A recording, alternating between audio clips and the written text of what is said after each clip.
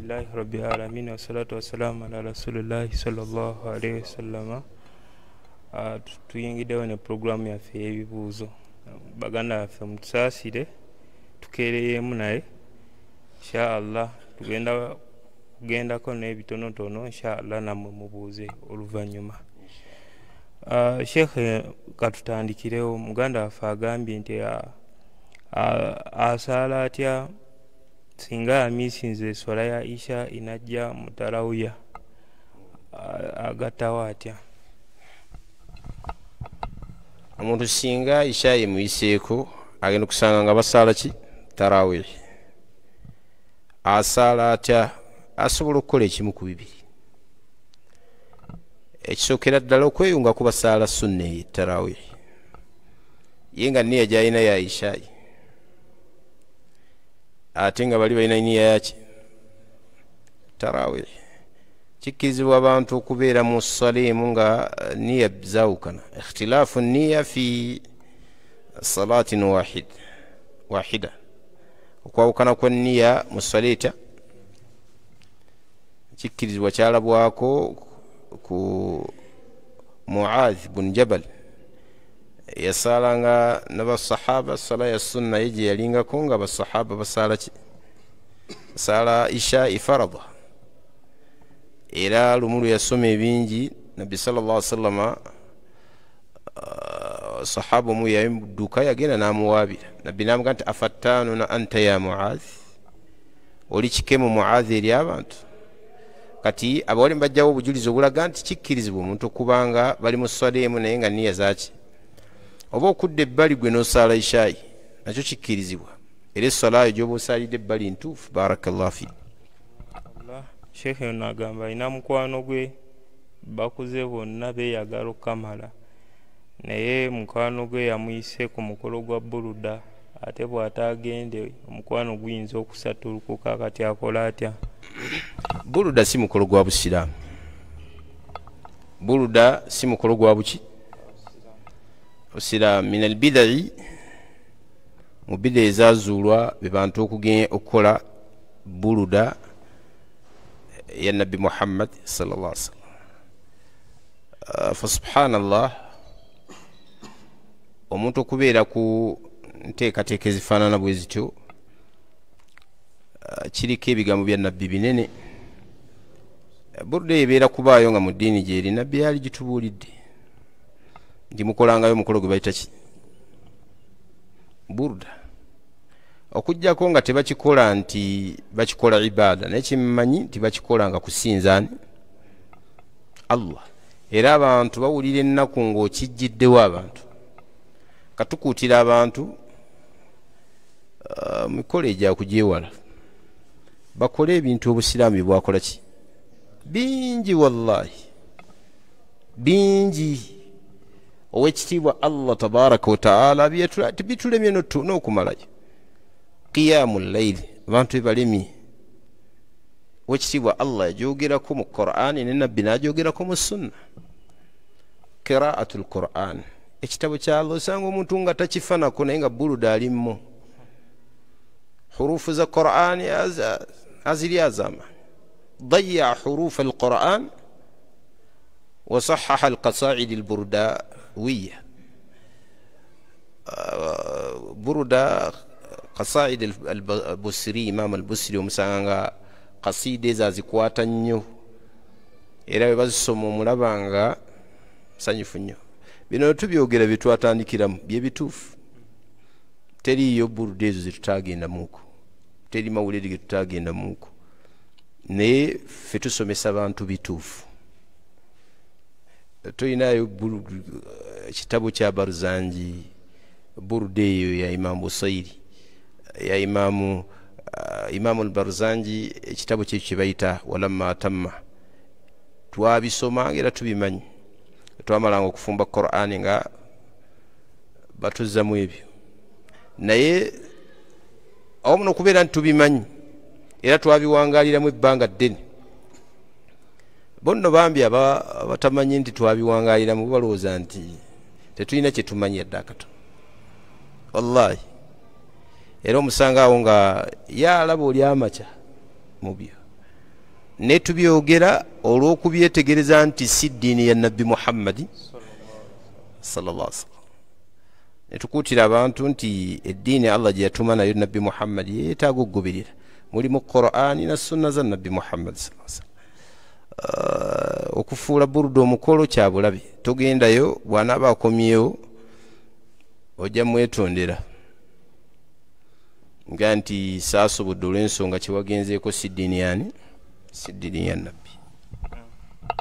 Sheikhe ono abuuza ekibuuzo agamba watya nsanze bali kusalira omufu nga bali ku takbiira ey'okubiri mbeeyungako kati ki ekiddako? Omuntu bw'asanga nga basalira omufu ali ku takbiira yakubiri beeyungeko saala nabo, bwe bamalayo malayo takbiiraati zo. olwo hadithi y'omubaka Muhammad sallallahu alaihi wasallam gye yagamba nti idha ataytum ila salati fatu ilaiha bisakina fama adaraktum fasallu. Nabbi yagamba nti kyosanze kisaale beeyungeko saale nabo, wama fatatukum fakudu, ekikuyiseeko kyoba oliwa. N'atatwawulirawo nti salati naki kitegeeza nti ne salatul janaza, naye bwe tutyo bwe tugikola, kyosanze kyokola ki? Kyosaala. Ekikuyiseeko kyokola ki? Amakulu osangako takbiira emu yoba osaala, essatu zikole ki? Wallahu ta'ala alam. Sheikh ono muganda waffe abuuza njawulo ki eri wakati wa Ramadhani Mubaraka ne Ramadhani Karim? Ebigambo ebyo bikozesebwa abantu. Ramadhani Mubaraka tahnia, kwozaayoza abantu nti omwezi ogw'emikisa. Ramadhani Karimu abawalimu abamu bakikuba nga baga nti si kirungi ga nti Ramadhani engabi ey'ekisa. Wekitiibwa Allah tabaraka wa taala yow'ekisa yagaba, so ekyalibadde ekirungi Allah yow'ekisa.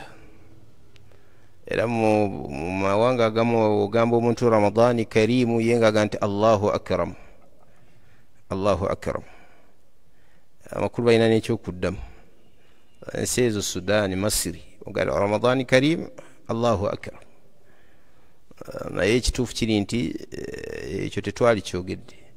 Amma Ramadhani Mubarak, Ramadhani y'omukisa, okuba nga kwozaayoza la baasa bihi, wallahu ta'ala alam. Sheikh muganda waffe abuuza nti waliwo abantu abazza obunkulumu nga bamaze okulya ddaaku, kati wabugaaya nga obudde bwa ddaaku buweddeko, alamulwa atya?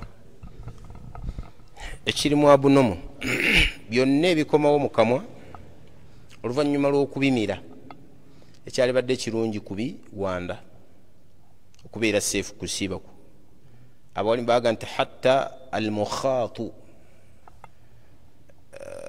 ne eminyira oba akakolondolwa kyalibadde kituufu ka wanda, okujjako nga kiri waggulu w'obusobozi bwo.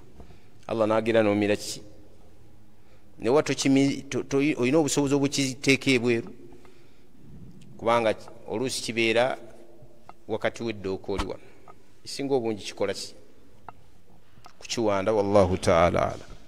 Naam, Sheikh muganda waffe abuuza ekibuuzo nti obusiraamu busomesa butya ku adhaani ya ddaaku n'eyokusiiwulukuka? Nabbi sallallahu alaihi wasallam yagamba nti la yamna'annakum anil akli washarbi adhaanu Bilal. Okwaziina kwa okulya ddaaku, Nabbi yagamba nti okwaziina kwa Bilal tekubaziizanga okulya ddaaku. Fakulu washrabu hatta yuadhina Abdullah ibn Ummi al-Maktum. Mulye amakulu Bilal bw'ayaziina kitegeeza aba balagidde ni mumugende mu maaso n'okulya okutuusa Abdullah ibn Ummi al-Maktum wanaakola ki? Wanaayaziina. Ati kitegeeza yadhaani esookera ddala ebeera ezuukusa bantu kulya ki? Okusinziira ku bigambo bya Nabbi ebyo. Amma okwaziinako okusiibulukuka kitegeeza nti omuntu ayaziinye magharibi, alabye emambi ekoze eki. Nabbi yagamba nti almuadhin dhamin,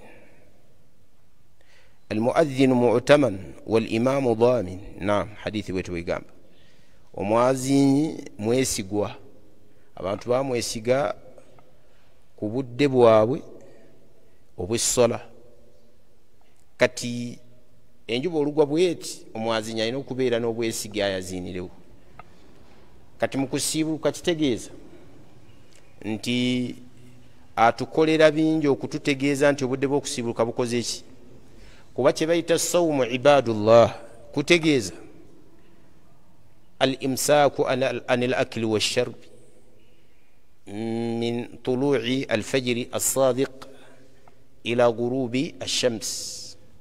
Kitegeeza omuntu okwesalako okulya n'okunywa n'okukola ebyobwagazi tetukikonyeeko okuviira ddala emmambi ey'amazima weekola ki weesala okutuusa enjuba weekola ki. Kati enjuba weba egudde kitegeeza nti omusibulukusa alina kukola ki ate nga byebiseera omwazinyi mwakola ki mwayaziinira. barakallahu fi Allah shekhe nga tukyali ku kyokwaziina ono abuuza bw'aba asala sunna ayaziina n'okukima eswala. Omuntu bw'abanga asala sunna ayaziina n'akima eswala laala, eswala za sunna tebazaziinirako ate bazikimira ki swala ze twaziinirako zibeera swala za faradha zokka nga subhi, asri, maghribi, dhuhuri ne ishai. Eswala ze twaziinirako era ze tukimirako eswala. Amma ngenda kusaala sunna woyingira mu buki kasoleta nniya innamal a'malu binniyat. Tewaliwo obujulizi nti nabbi sallallahu alaihi wasallam yasalanga sunna nga tahiyatul masjid nga qabliya ya subhi nga 4 rakaati qabla adh-dhuhri nti yasookanga kwazina. la ezo yazisalanga ayingira buyingizi. wallahu ta'ala. Naam, Sheikh muganda waffe abuuza nti yabuuza omulundi oguwedde ku Facebook n'agamba nti mukadde we yamukyawa ne wamuwa ekintu kyonna takikwata oba okukirya. Kati abuuza akola etya asobola okusaddaakira abalala naye nniya ng'alinga awadde bazadde be. Mukadde we bwamusaddaakira takwata byakulya bye, agenda mubuuza ensonga lwaki takwata byakulya bye. Bw'anaamubuuza n'ategeera ensonga ajja kweddako agiterezi. Bannanga okulongoosa wakati waffe ne bazadde baffe kigambo kikulu, ate obutalongoosa wakati waffe nabo kitegeeza qat'u rahmi, kutula luki. Ekitiibwa Allah agamba mu Qur'ani ng'ayogera kuba kutula eŋŋanda, alladhina yaqta'una ma amara Allahu bihi an yusal.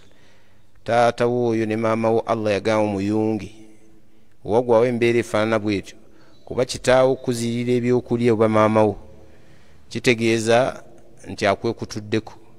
Kati sala amagezi omukole ki omuyunge.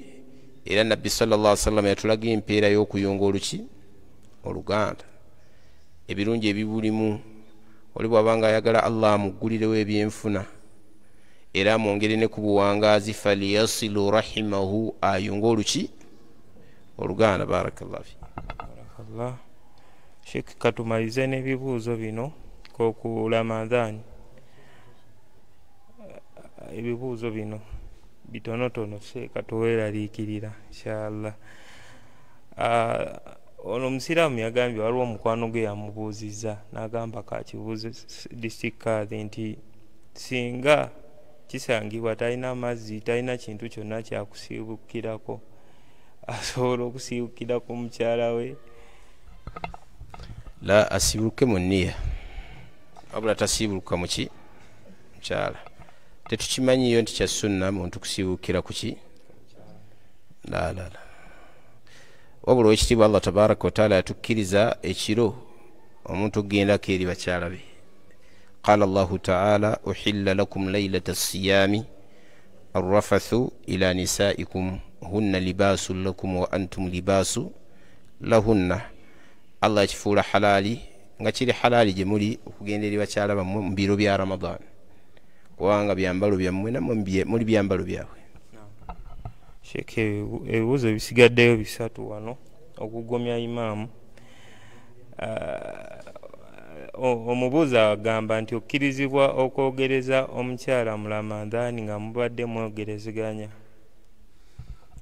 Tewali bujulizi bwonna buziyiza muntu kwogereza muki mu Ramadhan, naye tukuutira omuntu oyo ayogereze enjogereze yaki eya sharia eri mu mateeka obutasukka kkomo. Barakallahu fi Sheikh, ekibuuzo ekiddira ekisembayo, muganda waffe abuuza nti kisoboka okukyusa witiri after tarawehe nga swalatil isha nga akyusiza witiri n'agisaala nga swalatul isha asanze basala witiri.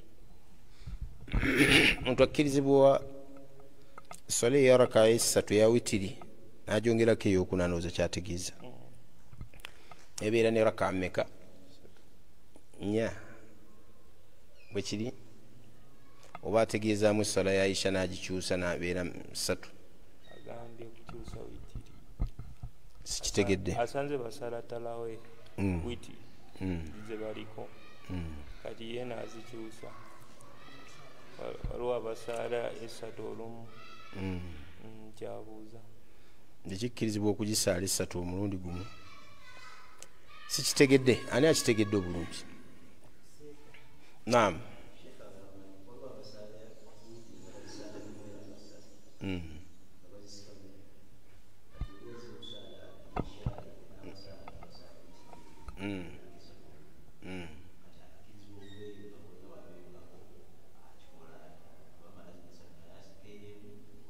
Kyategeeza ekyo. Akati omuntu azze okweyunga ku bawitiri, wotegeera nti bali ku witiri, ekiri awula kudda wali n'osaala ki? N'osaala yo, kubanga baziruka lumu. Ate oba okyusizza hay'a y'essola, essola ya Aisha mulimu okutuula, bano bayinza obutakola ki? Olaba hay'a bwegenda okukola ki? Kasita okakasa nti hay'a y'essola egenda kutuuka Allah gye yassa ku nabbi Muhammad sallallahu alaihi wasallam adda wali osaale essola ki eyo. Wallahu ta'ala amuseka. Katusembeyo n'ekibuuzo kino yabuuzizza, yagambye ndi muvuzi wa kidduka, sirina kaseera kenfuna kusaaliramu, kati nkole ntya kubanga ate nawulira nti asiiba alina okusaala. tukutegeeza muganda waffe, ne bw'oba tosiibye olina okukola ki? Olina okusaala. Baga nti asiiba alina okusaala, ne bw'oba tosiibye olina okukola ki? Atasaala abeera mukaafu. Wallahi omuntu bw'abanga tasaala abeera mukaafiiri. Bw'atyo nabbi bwe yagamba. Hadithi seemu si bbiri, ne mu Qur'ani Allah yakyogera, fa in taabu wa aqaamu as-salaah fa ikhwanukum fi ddin wa atawu zaka fa ikhwanukum fi ddin. Bwe bakola tawuba ne bayimirizaawo essola ne bawa neki? Baganda bamwe mu ddiini. Mafuhumu al-mukhalafa etegeeza nti bw'otasaala tobeera muganda waffe mu ddiini. Oli bw'atasaala tabeera muganda waffe mu ddiini, abeera muganda wa bali abalala basayidi ki? Batasaala bakaafu. Ekyokubiri nti nabbi agamba nti farukun al-ahdu alladhi baynana wa baynahum as-salah faman tarakaha faqad kafara. Enjawulo eri wakati waffe n'abantu abasigadde abakaafu sola, n'omuntu yenna agireka abeera akoze ki? Era riwaya ndayaga nti bayina arrajuli wa bayina ashiriki walkufur tarku sola. Ekyawula omusajja omusiraamu ku bakaafu n'abashiriku olwetya wemba njiyingira nsomera ku mulyango edduwa oba nsomera mu ttooyi mwennyini. N'ekirala era ku nsonga eyo waliwo omwalimu gwe nawuyako ng'asomesa nti edduwa y'omutwe tugisoma tugenda kusitama, era n'atugamba ekituva tetukkirizibwa amakulu tukkirizibwa okwogererayo ebbanga litumala nga tetuli ku kannya. Era n'aleeta obujulizi nti omubaka ku mirembe gyabwe tewali nga ttooyi basitamanga we basomeranga edduwa bagira.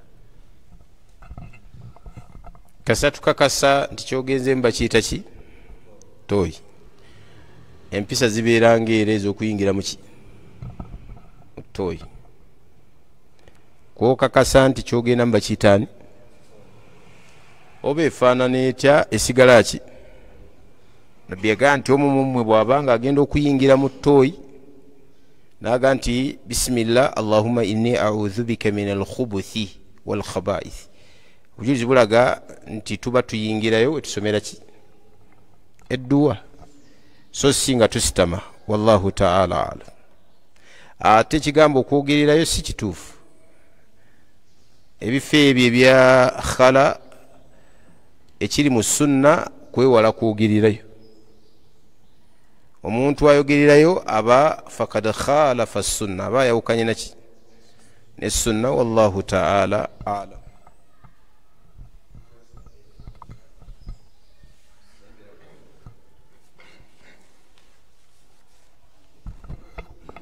Assalamu alaikum wa rahmatullah. Sekanze mbuuza stockings tuzisiigako tutya? abadagamba ki